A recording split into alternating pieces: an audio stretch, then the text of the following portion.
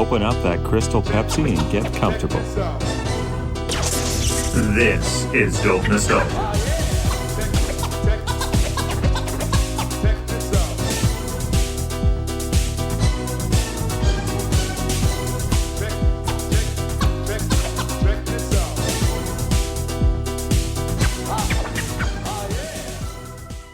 Hey friends, it's episode 259 of the Dope Nostalgia podcast, hosted by me, Naomi. My special guest today hosts his own podcast. It's a Canadian one, focused on 90s Canadian music, mostly rock, but you know what? Tyler likes everything. And that's what's really cool when I talk to him is he's got no bias on music. He likes all genres. So it's really cool to have Tyler on this show because it gives him a chance to talk about stuff that he doesn't really talk about on his own. So that being said, today we got together and decided to talk about Mr. Jeremy Jordan. And I'm not talking about the Broadway Jeremy Jordan, that theater guy, because now when you search for Jeremy Jordan, that guy always comes up like 80% of the time. But for that 20% of the time, we look back at Jeremy Jordan, the blonde-haired, blue-eyed hunk that was in all your Bop and Tiger Beat and Teen Beat magazines with the right kind of love. Here's some background information on Jeremy Jordan. Wikipedia moment.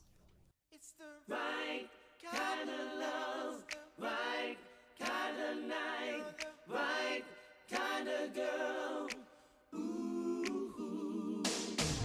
Please bear in mind that Wikipedia can be edited by anyone at any time. If I'm reading you the artist's bio, then you know it's information straight from the source. Don Henson, born September 19th, 1973, known professionally as Jeremy Jordan, is an American former singer and actor from Hammond, Indiana. His mother gave custody of him to his father, who later married another woman and had 4 more children, all of whom he placed in Mooseheart Child City, an orphanage, after his wife died from leukemia.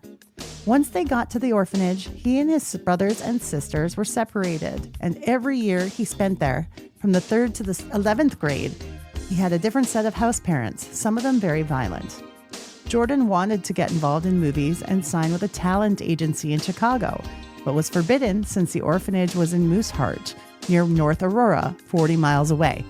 When he was 17, before Thanksgiving 1991, he moved to Chicago to stay with a friend's parents. After a fight, he was evicted from the house where he was living and ended up homeless, living in the subway until he met his manager, Peter Chiavarelli. He then signed a record deal with his record company. In 1993, Jordan released Try My Love on Giant Records. The album yielded the international hit singles The Right Kind of Love. Oh, there's a lot of information. They tell you all this stuff about all the Billboard placements and all that too, right? Let's just get to the point. The Right Kind of Love hit number 5 on the Billboard Hot 100. And Wanna Girl hit number 11 on Billboard Top 40 Mainstream. Additionally, My Love Is Good Enough and Try My Love were featured in the film Airborne. The Right Kind of Love music video was featured during the end credits of Beverly Hills 90210 and was also on the television series soundtrack. A remix album, Jeremy the Remix, was released to overseas markets in late 93. In 1994, it was reported that Jordan, then promoted by Giant Records as a young pop sex symbol, was putting the finishing touches on a new album scheduled for release early the following year. The cover was photographed by acclaimed fashion designer Bruce Weber, who had previously captured Jordan in a nude photo shoot for Interview magazine, which I can't find anywhere, by the way. If you know, let me know. Give us a call at the hotline, 1-888-741-9192. Anyways, images that generated considerable buzz at the time and contributed to his rising image as a daring, photogenic performer. Jordan's growing confidence in front of the camera, contrasting it with his shy offstage personality. However, despite the anticipation, the second album ultimately never materialized. Years later, in 1999, Jordan briefly returned to music with the song A Girl Named Happiness. Featured on the soundtrack of the film Never Been Kissed, starring Drew Barrymore, in which Jordan himself also appeared. The song received its own official music video, though a commercial single release was never issued. Since 1994, Jordan has transitioned into acting and has appeared in a number of films, including Falling Sky with Brittany Murphy, television films like Twisted Desire with Melissa Joan Hart, as well as independent films such as Leaving Las Vegas with Nicolas Cage, Julian Poe with Christian Slater, and Nowhere, directed by Greg Araki. So there's not a lot of information about JJ out there. But you know what? Tyler and I did our best to dig deep and find out everything we could about Jeremy Jordan, and we're going to talk about it right now.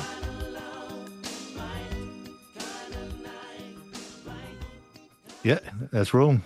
I want to welcome back Tyler from Rave and Drool Podcast. How have you been? I've been good. Thank you so much for having me again. It's I'm excited.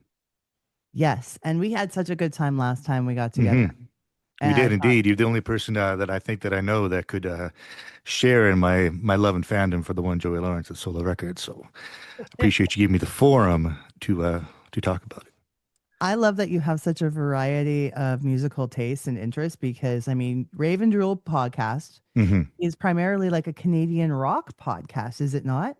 Yeah, it's focused 90s Canadian rock. It's a pretty specific podcast. So basically, any band that kind of either released their first record in the 90s or made some kind of records of note in the 90s is kind of focusing on. So, and mostly rock, but in the odd time I'll do like a special presentation episode where I kind of speak to somebody, not necessarily Canadian, but somebody that I really love, or somebody that I think that fans of the era that I focus on might actually dig as well. So yeah, I kind of sneak some special episodes in once in a while, but yeah, primarily 99% 90s Canadian rock.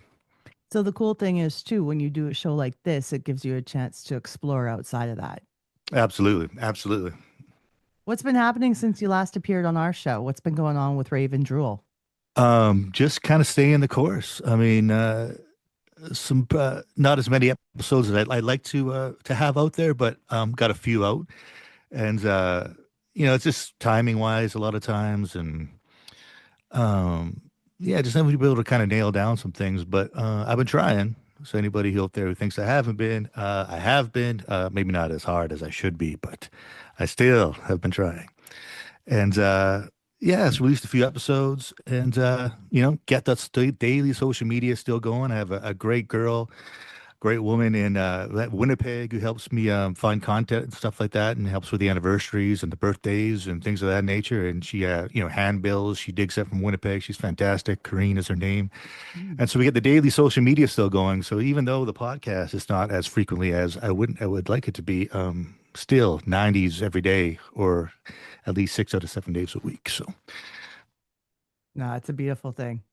This decade's getting more respects, I find, all the time, but I'm still like, why people still go for 80s and over 90s sometimes. Yeah, I think because I think my theory is just because the 80s had such a unique kind of sound with the new wave-esque and the look with the hairspray and even the hair metal and the glam metal. I think that it seems farther away than the 90s when it's like a decade apart, but the 90s seems, I think, because a lot of those bands of the 90s could release records today and they would sound just as fresh as they did in 1994, 95, where I don't think that's necessarily true for a lot of the 80s. So it seems even more retro and more nostalgic. So I think that's why 80s kind of gets that love that maybe the 90s don't. Yeah, we have this thing in Canada called, what is it called? Stingray Music. Okay.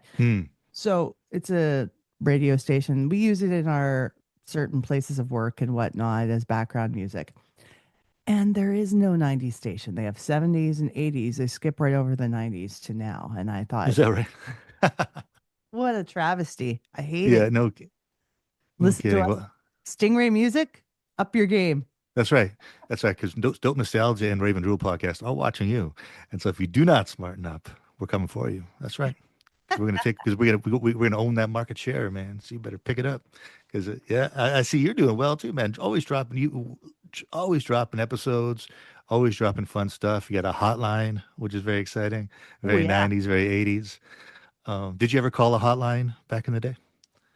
I've called a couple hotlines. We've talked. So one was free for girls to call. I legally wasn't old enough to be calling it. It was called the Grapevine Chat. Huh. And what took place exactly? I thought it was really fun to call and fool around on it until we got kicked off of it. There's that. Yeah. I need to know more about this. I mean, you just so you call there and then they randomly hook you up with another random girl and you guys just talk about whatever. No, my girlfriends and I would be hanging out at my house and we'd be like giggling teenagers, thinking it'd be funny to call a hotline where you're supposed to be 18 or older Right.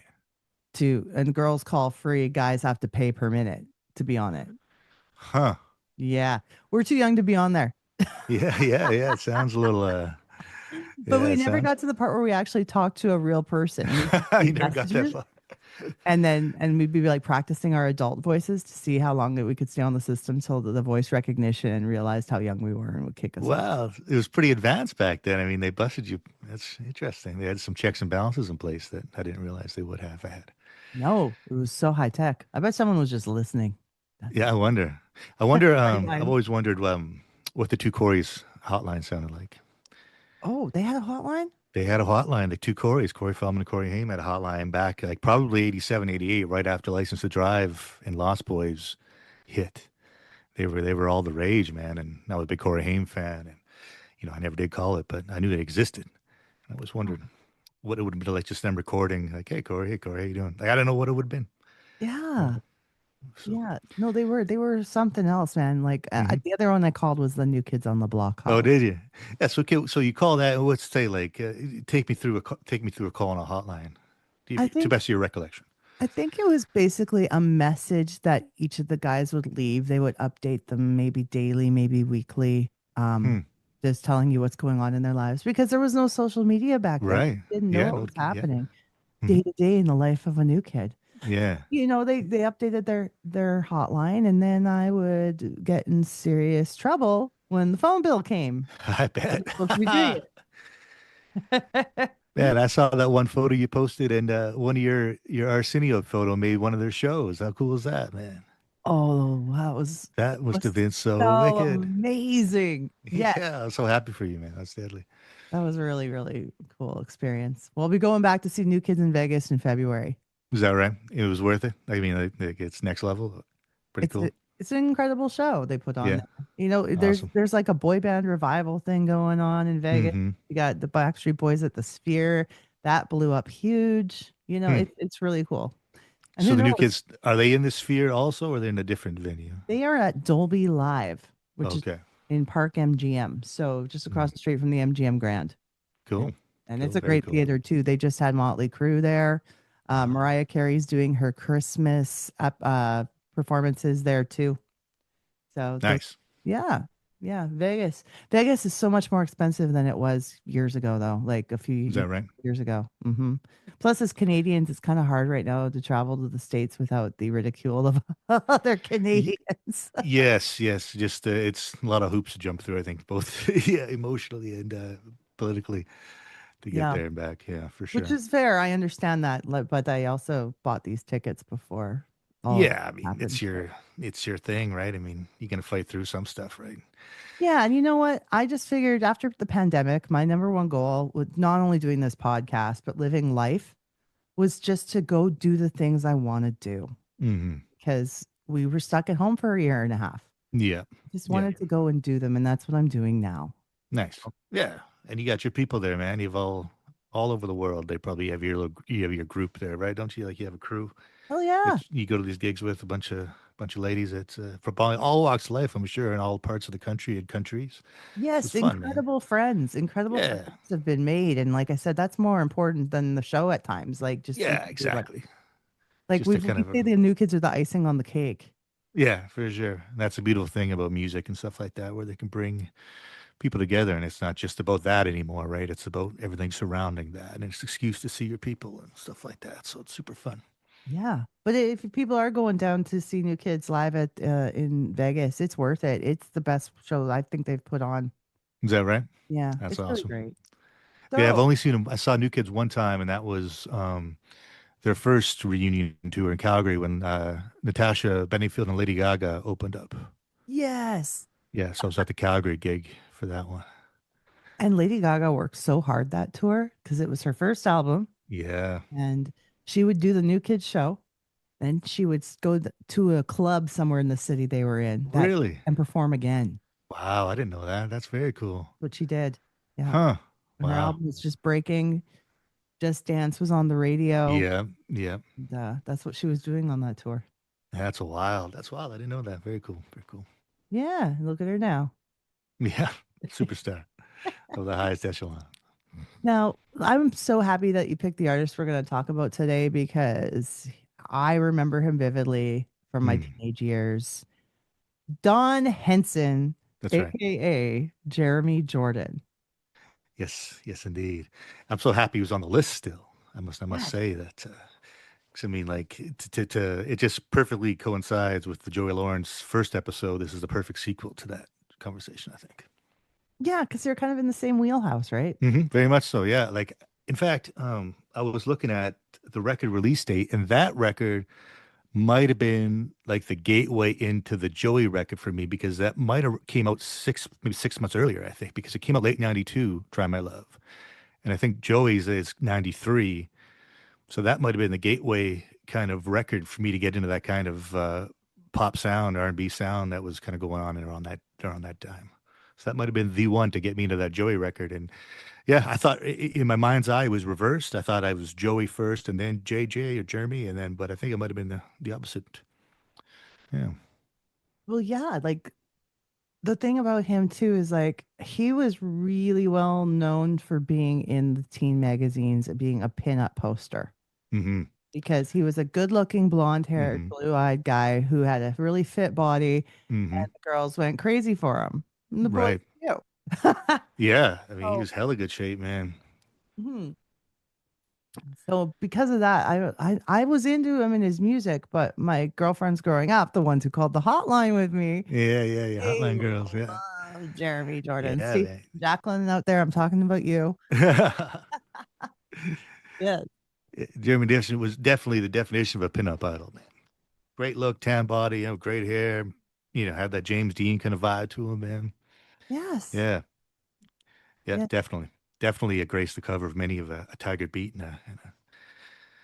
hmm Now, I don't know if he did much for live performance back in that time because I don't know if I know he did some like live TV shows, but I don't know if he ever Yeah. did a tour.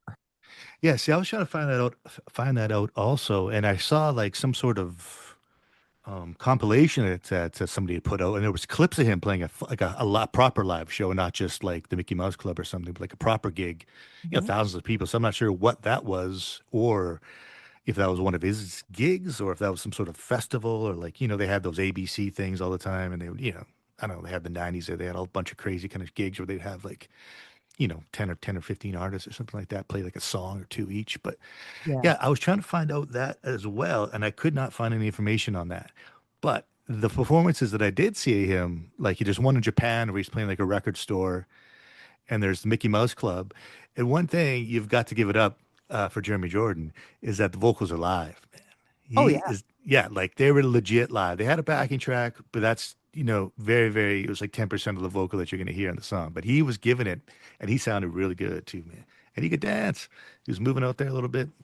He had a great voice. He, I'm telling you, R&B voice even, not just like pop star. super, super underrated, this guy. Like, I took a deep dive once we knew we were going to talk about him, and I love this dude from back in the day. And even when he became an actor, and like I loved his films, man. Like I thought that even as an actor, he was like knocking it out the park. Like there's a movie with him, and actually we'll get to the acting in a bit, but the vocals, such a great singer. And like there's that even like good little runs. And he came out, I think the record came out, I think he was 19 or 20. So he's a little bit older than Joey Lawrence would have been on the first record that we talked about. So a little bit more time to mature. So if this record, I think, would have been like the perfect stepping stone for like if Joey Lawrence would have released a record in 94, like to back up the 93 album, this would have been it. Because lyrically it's a little bit more mature and the vocals are there, next level. And I can't believe this dude basically um much about his story? Like his story is like a fairy Yeah. tale, man. Yeah. You've covered this in your research, I'm sure. Yeah. His story. Yeah. He's a rags to riches story. Yes. Although, I mean, at the same time, he would consider him possibly a two-hit wonder, but it set him up for But success. even to get to the wonder stage, I mean, I'm saying get to that point. I mean, the guy, see, this is his life story, not just his talent, also fascinates me. I mean, because there's sketchy kind of information. There's like stuff that's kind of contradicts each other, and there's stuff that there's a lot of I in the biography that I always wondered what's happening at that point in his career or his life. And but basically, to sum it up for your listeners, is that he's from Chicago originally, or I guess at this point in his life, he was in Chicago, and he had spent some time in an orphanage. He had kind of a tough upbringing. And in that orphanage, he had took place, in the art program there. So he was kind of in the choir and doing plays and stuff like that. And I guess he goes into some hot dog store in Chicago. He sees a bunch of music memorabilia on the wall, starts talking with the guy. Turns out that guy is the manager of the band Chicago. And he's like, holy smokes, man. He's like, can I audition for you? Right. Kind of thing. And so and the guy's like, well, sure. Right. And I think Jeremy's at that point was probably, Don Henson at that point was, still a handsome dude. Right. And it's a young guy. So, the manager probably said, oh, this is interesting. And so apparently he sings like a Boys to Men song. Right. And it blows this dude away. This dude flies him out to LA, meets with Irving Azoff, like the president of Giant Records, gets him to sing that same Boys to Men song. And like, boom, he gets a record deal. It's that crazy. Oh. Yeah. Yeah. I think, go ahead. Pretty thorough. I'm glad you found out the information because, like, one thing I got to say is it was very difficult to research him over the internet. Jordan's name is the reason. Right. Because there's another Jeremy Jordan, which I don't like to talk about because to me, he's of lesser talent than the Jeremy Jordan that I love. I'm just joking, of course. That Jeremy Jordan is very talented as well, but I know exactly what you're talking about. Yeah. A Broadway actor named Jeremy Jordan. I don't know anything about him. The only reason I've even heard of him is because of searching for this guy. It's the only reason I knew about him because he was in Supergirl. He was like an actor. He did some television work as well. And so I knew he was in Supergirl. It's over now, but it had a good run around the same time as The Flash and Arrow. So he was in Supergirl. And so so check this out. And so even Spotify doesn't know which one's which because Spotify, I was looking up Jeremy Jordan, right? And there's a bunch of like the other Jeremy Jordan songs in his rankings and stuff like that. And his albums are in his discography and that's all a mess. And then I'll tell you what, this interview almost didn't happen because I looked at Jeremy Jordan on Spotify and it's like tour dates. I'm like, holy shit. So I clicked on it and it's like fucking October 11th. Oh shit! So I got so excited, man. I Googled that because I was ready to hop in a goddamn jet plane and fly out to LA in 2 days. So like it was like the other Jeremy Jordan playing at a club in LA, but you don't even know the excitement. It was pumped, man. But so Spotify doesn't even know what's going on with those two Jeremy Jordans. But we're talking about the OG Jeremy Jordan, even though that may not be his birth name, he still came first. That is right. All credit to him. Yeah, because the other Jeremy Jordan came about a decade later. I think he started making waves in Broadway and stuff like that. But yeah, super talented guy as well, the other Jeremy Jordan. But back to our Jeremy Jordan. Yeah. But yeah, so basically he was, because I did find, because to me, he's not done a whole lot of interviews like in the last 25 years. There's not a lot out there about anything that he did currently or what he was doing since Never Been Kissed, really, the Drew Barrymore flick that he did, which I think was 99 or something like that. But I did find a couple things, and that's how I kind of got my little tidbits, my little factoids. So basically he had interviewed, or the story picks up, he drops that audition in LA, and they basically fly him out to record Right Kind of Love right then and there. They're like, we have a song we need to get on the soundtrack. You're going to be the guy singing it. And that's boom. How quick it happened for him. No doubt. Yeah. And it was 90210. It was. And that was and that's where he kind of got his big break because that was on the soundtrack, I think, and the video might have premiered after an episode. Yep. And that's what kind of shot him up a little bit into the mind's eye, I guess, of people. Yeah, the whole thing was that his record company was Giant Records. To do a similar strategy to other soundtrack driven successes like Color Me Bad and how New Jack City soundtrack launched them. So it was kind of an idea. The popularity, they knew that soundtrack was going to sell. So right. There you go. Yeah, it made sense because I mean that's a huge mix CD back then. I mean, there's no playlist, right? That's soundtracks and like Big Shiny Tunes. Back to the podcast that I focus on, just like those kinds of mix CDs were very, very huge back in that time frame. Now the music video did play after 90210. Nobody from 90210 was in this music video. It was basically guys playing basketball on a court. Right. But check this out. And so in the one interview I did find, or one of the two interviews I did find to him within that have taken place, the most recent interview I saw with him was 4 years ago. And then the one before that, previous to that, was about a decade earlier. So that's how few and far between he kind of makes appearances these days, which is interesting.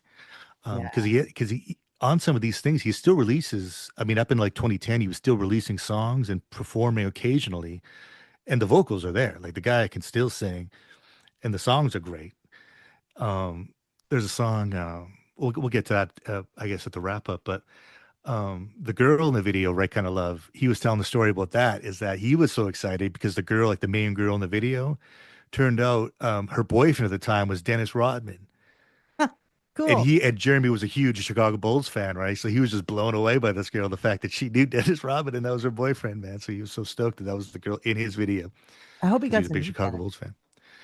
Because check this out, you'll appreciate this as well, because I know you like the research, and this might come in some other future episode of yours. Who knows? But do you know how he came to have his entertainment name, Jeremy Jordan? No. So hear this. I didn't know us till recently either, till like last week when I was just deep diving hard on the man, because always been fascinated, like I said, by his career and his, his talent. And so I guess Jordan came about because, as you said, his birth name was Don Henson, and Jordan came about because he was a huge Chicago Bulls fan. He's from Chicago, or grew up a portion of his life from Chicago, and so Michael Jordan came with Jordan portion, Mhm. and then it was a Jeremiah Jordan originally, which came from the Bible. Jeremiah, he said, and they just kept calling him Jeremy instead. So it was Jeremy Jordan. So Jeremiah from the Bible and Michael Jordan was the Jordan. Oh, I love that. Yeah, so that's how that, because it's kind of fairly organic, so it still means a lot to him. It's not just some random stage name; it actually has some depth to it, which is kind of cool. Very much so. Very much Mhm. so.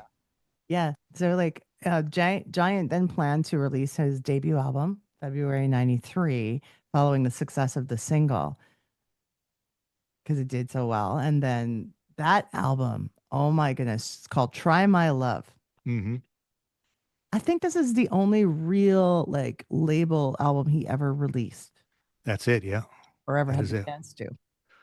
Yeah, there was like that. That's what I was saying earlier about spotty kind of biographical information. Because I think I've heard somewhere that he had a second album recorded and they just never released it. And then I've also heard that they just released them after that album because it didn't meet their expectations or something along those lines. So, if I ever do get a chance to interview him, which I would love, Oh, I want to so much. It's so yes, hard to find. I know. Like I've been trying.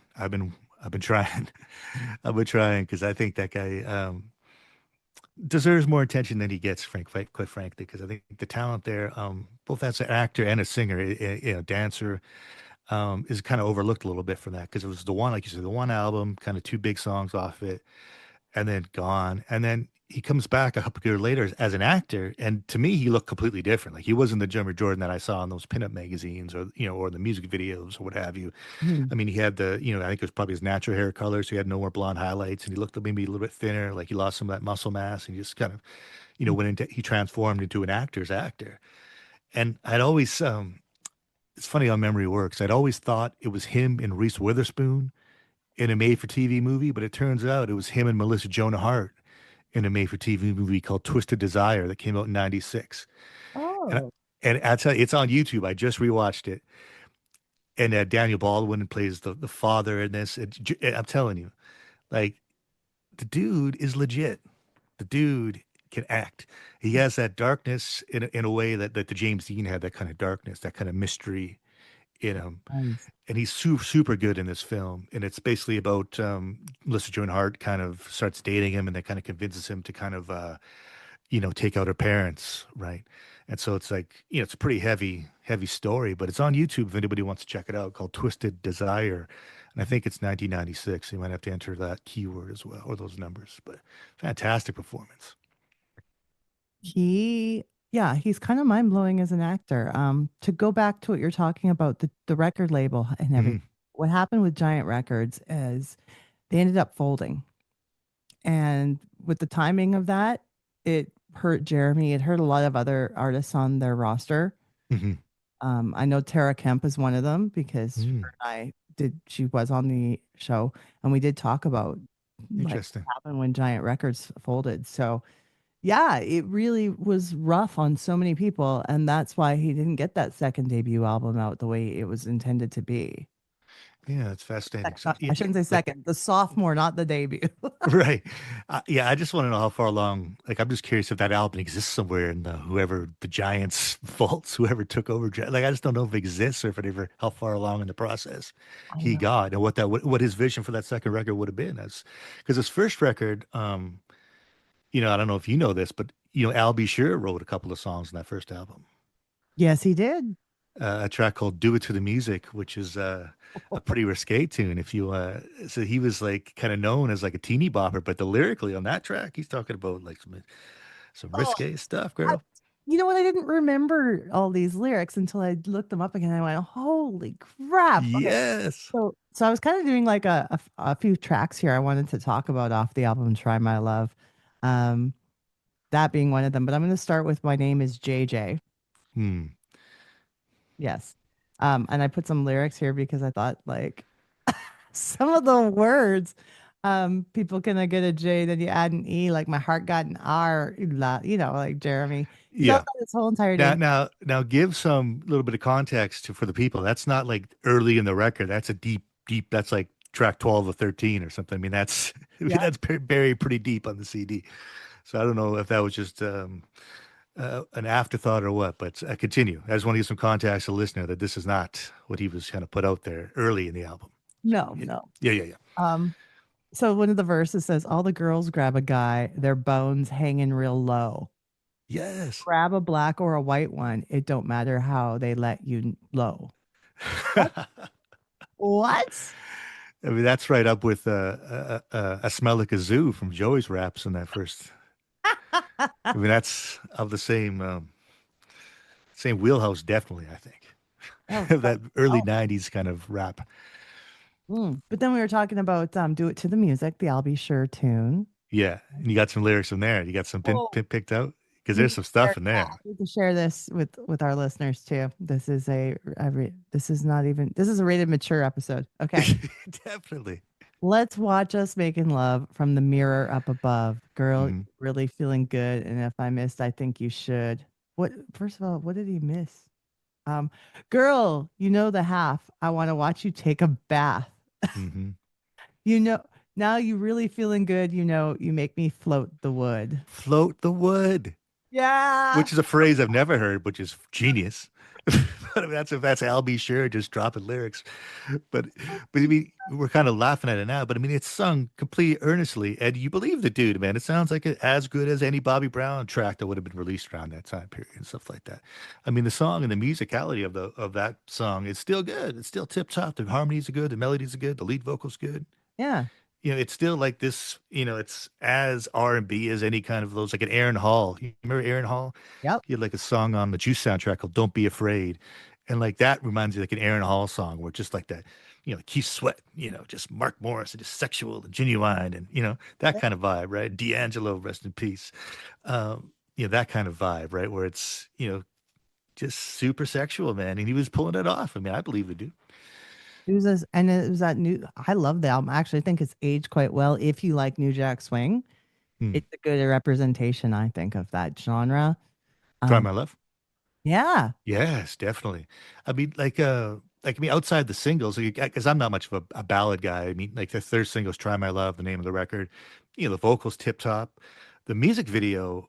Did you watch that oh yeah, recently? Yes. Now that's basically for people who don't know. It's like I wonder if I honestly want to know if Rick King directed that because Rick King directed a movie called "Prayer of the Roller Boys" with Corey Haim and Patricia Arquette. okay. That is based because this video is basically Prayer of the Roller Boys crossed with an episode of Red Shoe Diaries. That's the Try My Love video. I mean, super like, has that all that soft lighting and stuff like that. And it just like I don't know how the two kind of go together. Like I don't know what the director's vision was for it, but anyways, Try My Love's a ballad on the record, and there's maybe one or two other ballads, but there's a track like Keep My Lovin' On Hold, Baby. There's good stuff on there. Girl, you Love got it going on. that There's sounds like Bobby Brown. That's yes. very Bobby Brown. And apparently Jeremy was a huge Bobby Brown fan, which I picked up in one of his interviews, like a huge, huge Bobby Brown fan. So that might have leaked through in some of his song choices for the album and some of his dance moves or vocal runs or inspiration. Because apparently he was a big Prince fan, a big Bobby Brown fan, and a big Luciano Pavarotti fan, which is kind of cool. Wow. Yeah. Yeah. Eclectic. I like it. Mm-hmm. Okay, roll the drums.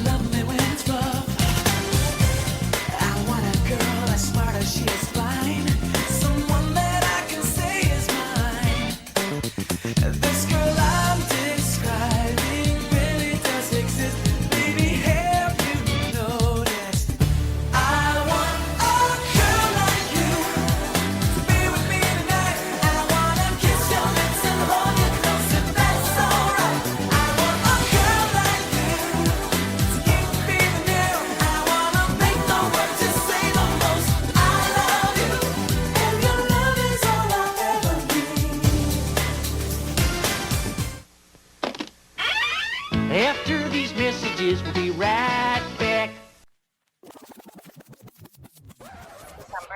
Hello, listeners. It has been such an experience doing this show for the last 5+ years, but it gets expensive.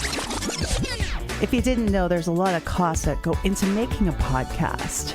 That's why we have our Patreon page, patreon.com/dope nostalgia. That's where you can go and subscribe, get all the extra details, bonus videos, and early podcast release for as little as $1 a month. Please subscribe today and help support one of your favorite podcasts. Hi, everybody. This is Jenny from Ace of Base. I am so thrilled to be here with Naomi on Dope Nostalgia podcast, and I want you to tune in, listen, and be inspired. She's an amazing woman, and you're lucky to have her. Do you remember a time when life was simple? When video games were complete out of the box? There was no DLC. The game was all there. The days when Kevin Hart wasn't in every movie? When you could quote Anchorman and not be called a boomer by mean kids? Well, check out the Time Pals podcast wherever you get your hot and tangy pods. Yes, sir. The Time Pals remember. Hello, I'm holiday icon Johnny Mathis, here to tell the tale of a Christmas classic that's about to get even classicier. Ho, ho, ho, yeah, girl. 'Twas the Jordan night before Christmas. All gifts are in store. Cause Old Navy is bursting with Yuletide galore. The parents were nestled, all snug in new sweaters. Mom was cooking fair aisle. Dad likes black better. Now, what should our ears hear wandering in but a holiday harmony? It's the Three Wise Boys to Men. Boys to men, three wise boys to men. Now check this out. Give leaves and jingle jandies. Give colorful pop pants, then break it on down with the holiday line dance. Season's greetings from Old Navy. Now, let's end this thing right. Happy holidays to all. Love me, Jordan Knight. At some point in his teenage pinup years, he did end up getting a tattoo in rebellion. Mm-hmm. And the record company's like, no, don't do that. You can't do that. Yeah. He told us, he was some sort of dragon or a Chinese dragon or flying dragon or something. Yep. And he was telling the story about that exact moment. He's like, he was in London. He didn't tell his manager. He's like, I'm just going to go out for a couple hours. And the manager's like, okay, whatever. And he's like, and then he goes and they get this tattoo. It was all planned, I guess. And he came back and he's like, you didn't do anything crazy, did you? Like get a tattoo or something? And the guy's like, well, yeah, actually I did. He's like, what? That's the one thing I forgot to tell you not to do is to get a tattoo. And apparently that's what's interesting about the record labels in general is that because we were just talking about Due to the Music, which had some pretty, provocative lyrics on it. But then they were telling Jeremy not to get tattoos and to keep his shirt on, which was weird because each one of those, he was always had his shirt off. And they were giving him trouble because he went to New York to do a photo shoot with Bruce Weber for Interview magazine, which I've never seen, but I guess it was pretty risque also. I was looking for that shoot all over and I could not find it. Couldn't find it. Yeah, interesting. Was he completely nude in it? I have no idea. He just said in the interview that I took my clothes off, but you don't know what that means. It could be Marky Mark in a Calvin Klein situation. I don't know. But yeah, so I guess, but at the same time, the label's telling him not to do that, but then putting those songs and letting him do those songs on the album. So it's kind of a contradiction, I thought. Yeah, it was interesting to see how they were kind of managing or guiding his career. Yeah, directions. it's like, are you trying to keep him squeaky clean? Or are you trying? Right. Because you're not doing that with his lyrics, that's for sure. That's right, because he would not be on the Mickey Mouse Club with "Do It to the Music." Like that's as risque as any track out there. "Do It to the Music." That's Genuine Pony. That's what that song is. I mean, I didn't remember those lyrics because that's something that my girlfriends and I would sit around and get, if maybe it went right over our heads and we didn't even realize. Yeah, it's possible because "Float the Wood," it's still like you drop metaphors in there and stuff like I that. didn't know what that meant. Yeah, exactly. So I mean, that's just like a deep cut for the for the young adults. Yeah, that's interesting. That's what's fascinating about the Jeremy Jordan career. Like, there's not much video on the guy, even from '93. There's like two things, right? There's like the Mickey Mouse Club, and like this Japanese thing, and then like that photo shoot you were talking about. That's nowhere to be found apparently. So it's just interesting how his career hasn't even been archived the way it should have been, even for like that 1 or 2 years span. I thought he was, more important culturally than. He's kind of getting credit for, I think. He seemed really famous to me at the time because Me too. he was on the cover and centerfold of Bop, Teen Beat, Tiger Beat all the time. Exactly. Yeah. And he was a dual threat. I mean, triple threat with the dance, if you want to throw that in. But if any of our listeners know some of these things that we're wondering and can fill in some of the holes, you got to message us on social media, or you can also call the hotline. It's 1-888-741-9192. Yes, nicely done. Nicely done. And then he got to email me instantly because I need to know this information. I'm just dying. Yes, you don't even know. Filled in immediately. Yes. Hopefully some of your contacts through former label mates might know something. Because I think he, like in one of his interviews, he still said that he had Brian Abrams' number still on his phone. So apparently they're still close enough where they still talk, and he knows his wife and stuff like that. So that's interesting.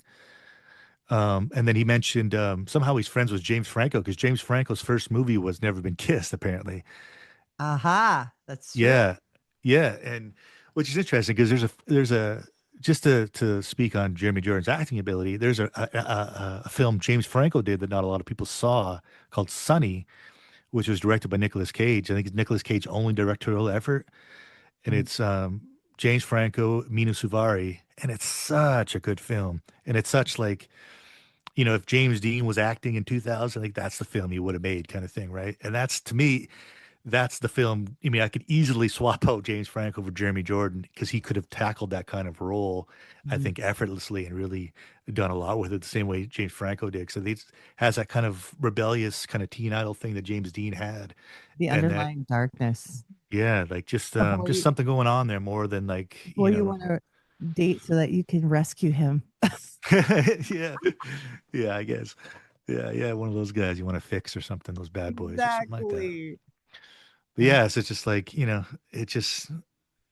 was interesting to draw that correlation, the fact that they kind of know each other, and then that role, because I always thought James Franco, when he did way too much comedy, I think, later in his career, which takes away from his ability as a dramatic actor, I thought. Because, I mean, when he played James Dean in a movie, he was just 10 out of 10, and then he played that Sunny film, I thought, holy smokes, this guy's just going to, Leonardo DiCaprio is going to be left on the wayside. This guy's going to go next level. But then he started dropping all these comedies on us because he just can do it, I guess. And he thought they were awesome. But anyhow, sidetrack.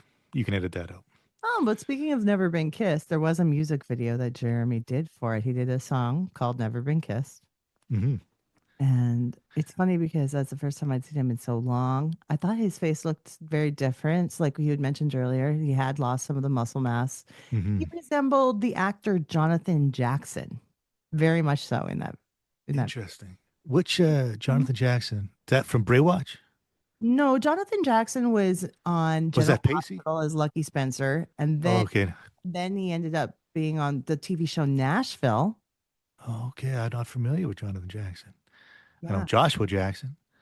Uh-huh. Yeah, Yeah. that's what I thought instantly. But yeah, Jonathan. No, but I know what you're saying. I watched that video too, and he's got the longer hair and he's got like a goatee and stuff like that. Yeah, and see, that's more of the music he's doing now, or he at least of at least of 15 years ago. Because this is interesting. Because like, you can find about Jeremy Jordan is that like in one of the interviews he said like right after Ever Been Kissed, like I think it was with William Morris, and they like let him go right after that movie, which is so weird because he's like co-starring against with Drew Barrymore, Never Been Kissed. He plays the love interest.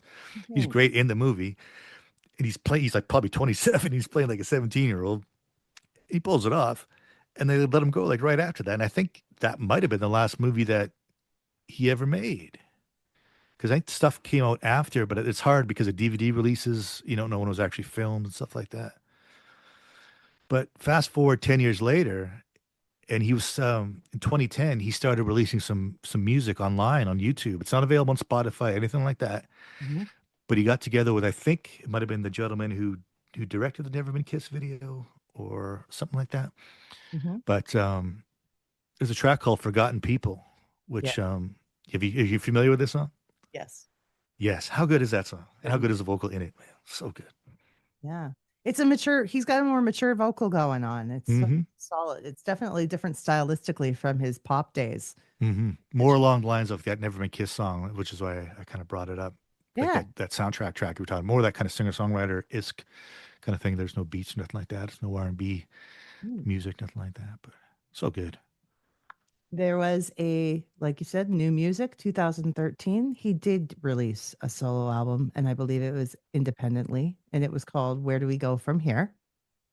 See, I couldn't find that anywhere. See, I was of the ilk that it was planning on being released, but never did get released. So you were able to find this CD because I couldn't find anything. If you look up Jeremy Jordan, Where Do We Go From Here? And you go to Discogs, which Yeah, is I buy stuff off Discogs all the yeah, time. I've have in the past, said not for like a decade, but I did back in the day.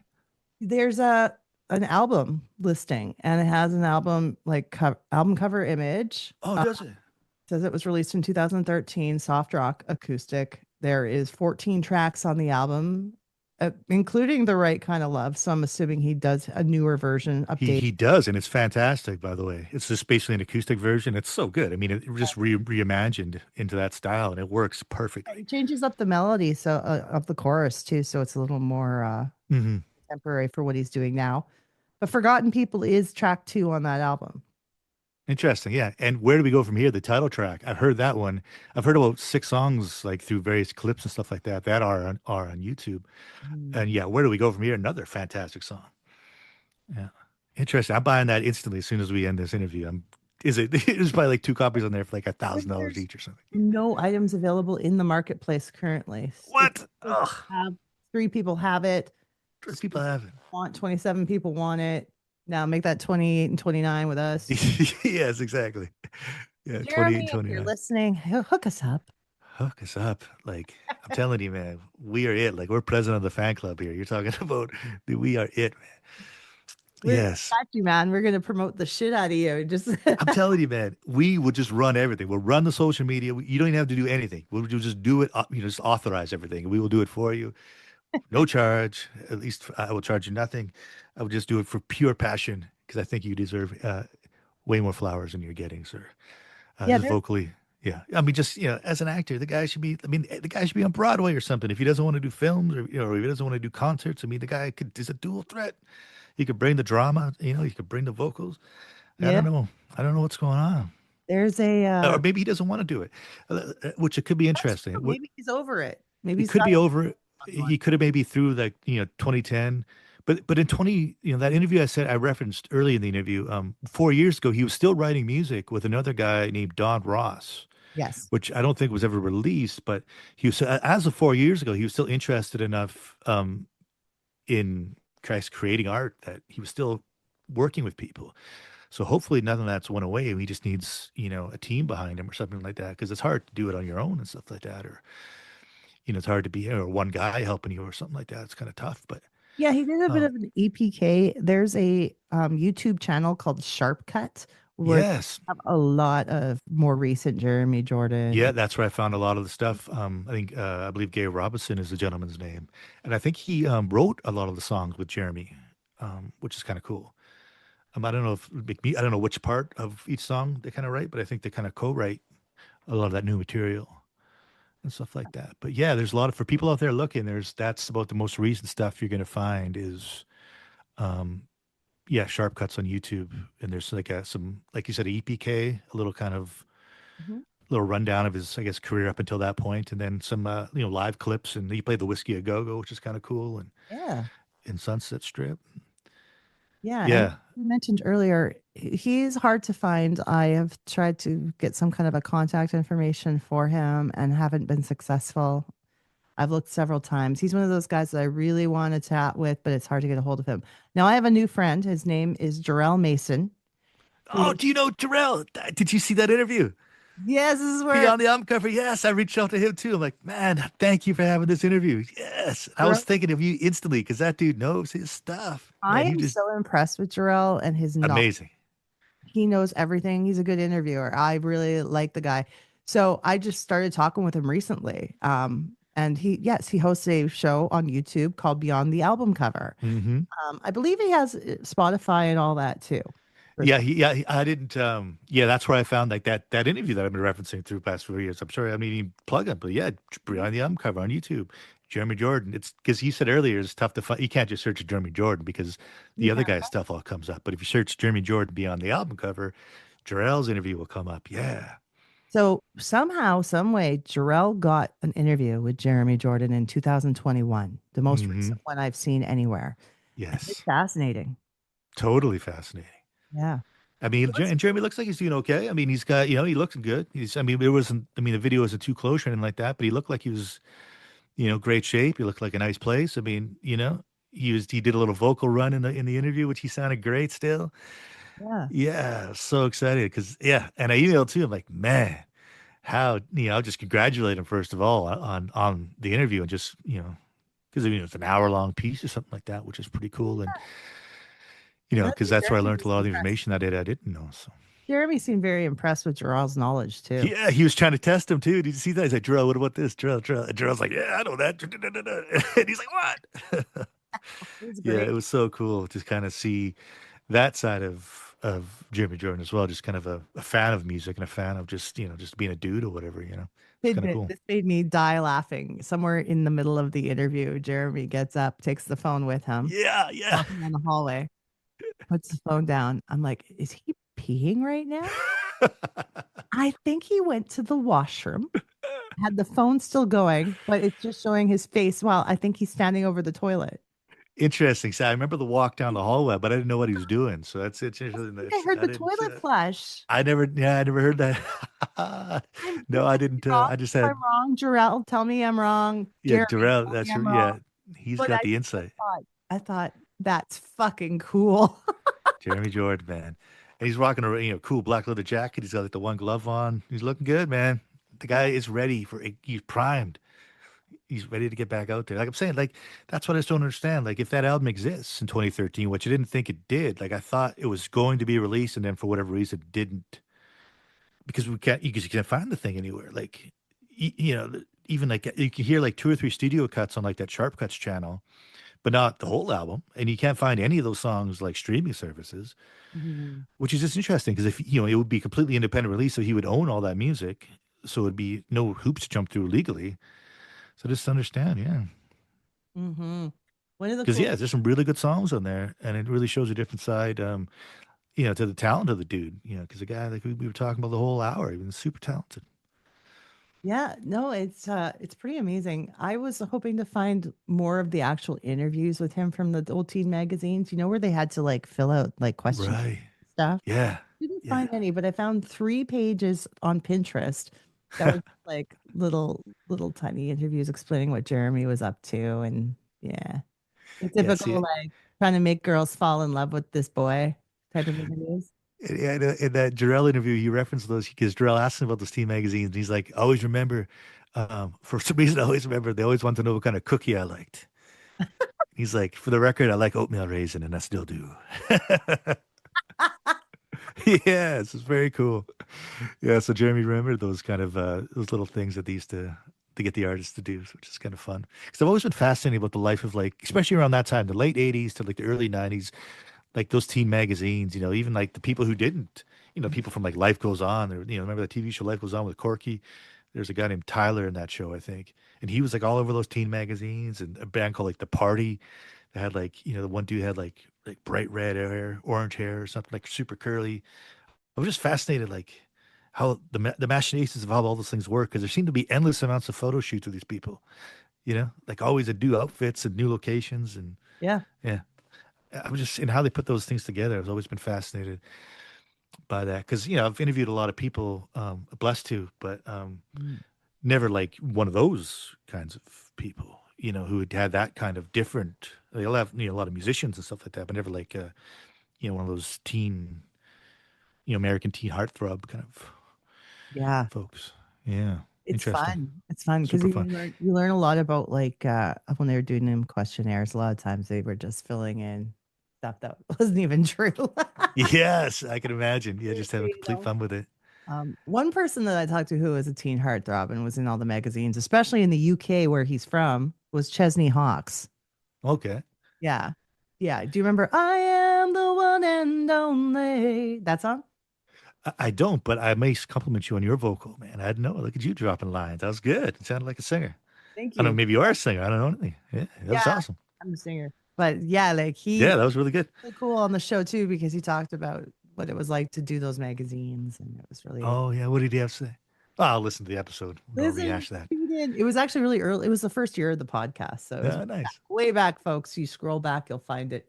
Chesney Hawkes, who's an awesome good dude. He recently just got to be on stage with Robbie Williams. Where they did that song, his big song together with Robbie Williams. And I thought that That's was a big deal because Robbie Williams still a big deal in the UK. huge. Yeah. Take That. Was that his teen band? Take That? Robbie Williams has a new single coming out with Bon Jovi. Oh, yeah. Oh, yeah. Bon Jovi did duets album or something, right? Yeah, but Forever the Duets album. So that'll be out right away, and I can't wait to hear it. Interesting. Yeah. Interesting. So, yeah. So, anyways, when are you going to have Jarrell on the show? Because I think you guys would be so good together. We're talking. I think we'll get them together in the next couple months here and do something cool with Jarrell. Nice. Yeah, I because he think seems like right up your alley. Because, like, I mean, he's more like that. Like, I don't know much about that style of music. I know my guys and, you know, my people I know, and I know a lot about those. But, like, generally speaking, like, you guys are like encyclopedias of knowledge for those decades. So, Yes.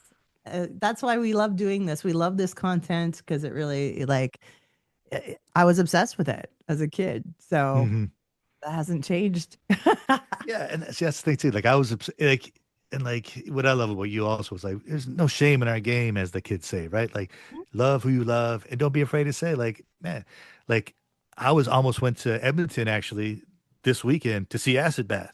Like, Yeah. this dark sludge metal, and then ended up having car problems, couldn't go. So, but I had the ticket, like, so I could love Acid Bath, and I could love Jeremy Jordan, right, and everything in between, like completely polar opposites musically, Yeah. and everything in between.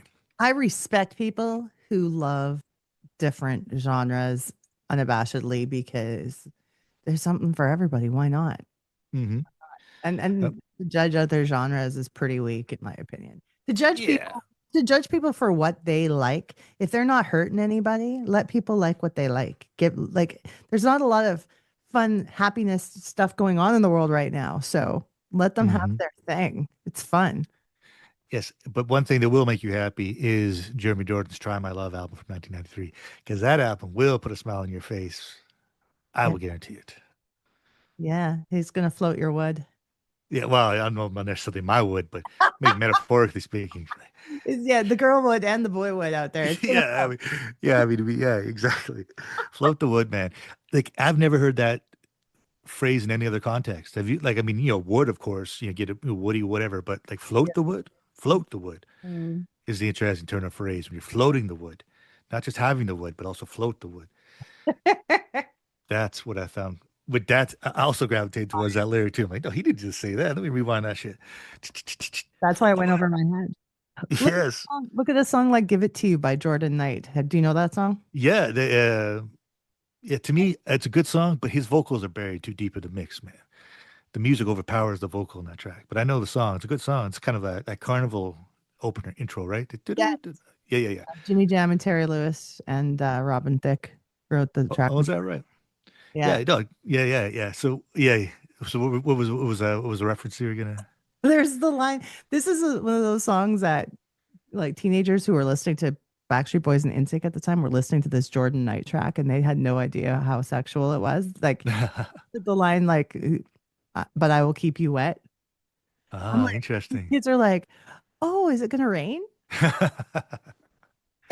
That's funny. So yes, it's very subtle, and I feel like this is very reminiscent of that.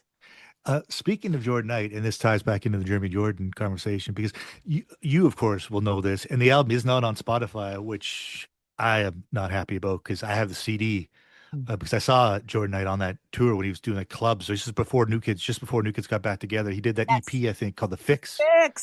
The Fix is so good. And to me, that's what the kind of album I'd love to see Jeremy Jordan make right now. Because it has like those acoustic elements, right? Those kind of singer-songwriters type stuff. But it has all that kind of good stuff from back in there, the late 90s or late 80s, early 90s, that kind of dance stuff as well. It's a perfect combination of the two interests I think those folks have. So that's the kind of album I'd love to see Jeremy Jordan kind of make. It was 2006. Jordan was touring across Canada doing a club tour. Yeah, I saw him in Saskatoon. Yeah, I got my exactly. He was very sick on that tour. Was he? Oh, yeah. But it's okay because I went to that. I went in his Edmonton stop and I got to meet him then. And yeah, he was doing meet and greets. Yeah, I saw some people getting excited. Yeah. Oh, he was playing an old strip club in Saskatoon, which is so crazy. seriously, that because when I went to Edgefest in '98, I had just turned 19 or 18. And so, you go in with a bunch of guys and they take you to your first strip club. And now see Edgefest in '98. And so that same strip club was where I saw Jordan Knight 8 years later. It was so bizarre. And now look at him. Yeah. And now, like short years later, he's back on top of the world. Yeah. Exactly.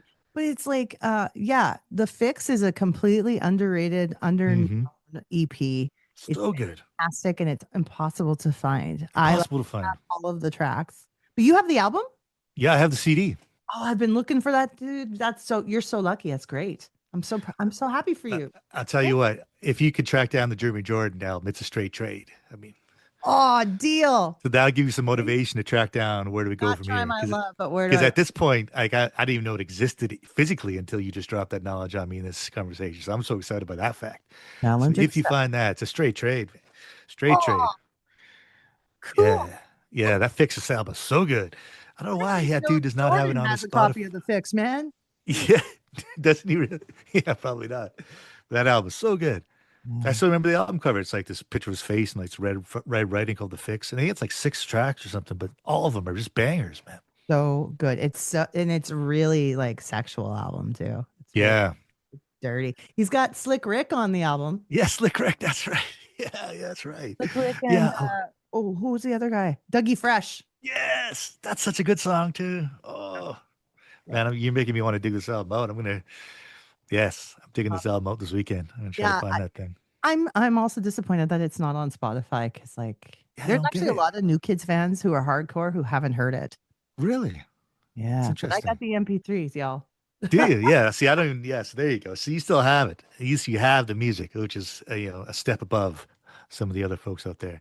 So, so that's good. The MP3s, but yeah, we'll make a trade there for sure. We'll definitely make a trade. All right. Well, man, it's always good to talk to you, Tyler. This was awesome. Well, thank you for having me, and thank you for having the venue to speak about Jeremy Jordan and my fandom for his career as both a songwriter, singer, and an actor. Because, like I said many times, dude's super underrated. If you like, the kind of R&B stuff, good vocals, fun choruses, check out that record. And if you like performances that have a little bit of edge to it, start with Twisted Desire in 1996. It's on YouTube, free of charge. Opposite of Youngless, Joan Hart, and you can see the man drop some dramatics because the guy's got multiple skills. And I hope all the best for him. I hope he's I just hope he's doing okay, man, because that guy's brought a lot of joy to my life, and I like to I kind of reciprocate the favor any chance I could get. So I try to get more people aware of his career. Huge respect to Jeremy where it's due. He was a fantastic talent and still is today, and we would love 100%. no And more. for sure. And just one more plug for Jeremy. Forgotten People. We brought it up. You can see the music video on YouTube. That's one of his newer material. It's about 10 years old, but just to see the direction he is going. And such a good song, such a good vocal, looks fantastic. Check it out. And that song deserves some love too, because it's such a good tune. It's such a great message behind it and stuff like that as well. Beautiful. Look, it was a great time. I love it. Awesome.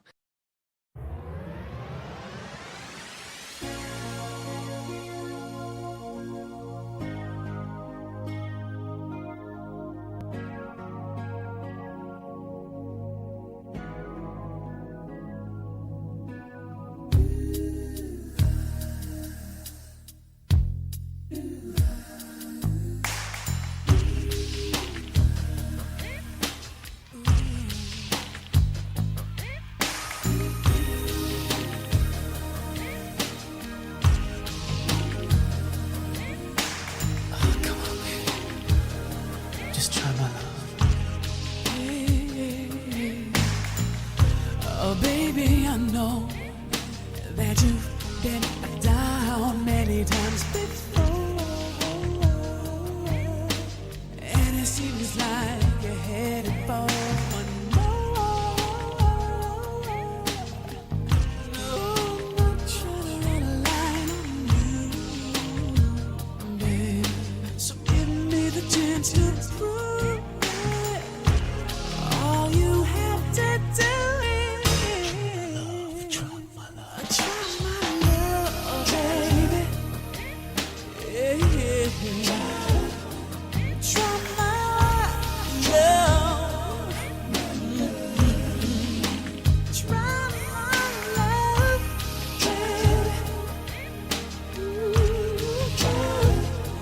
Try my love.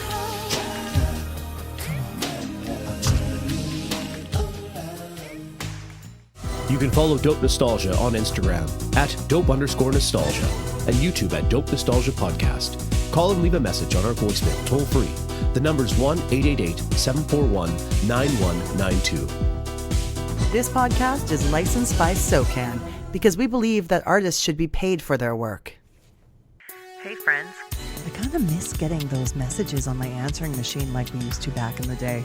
What I'd really love is to hear from you, the listeners of Dope Nostalgia. This is your chance to be on the show, giving feedback, telling us what you love, what you hate, and who you'd like to see more of. Call us at our new toll-free number, 1-888-741-9192. Leave us some feedback. Your message could be played on the show. So give us a call, 1-888-741-9192. Toll free.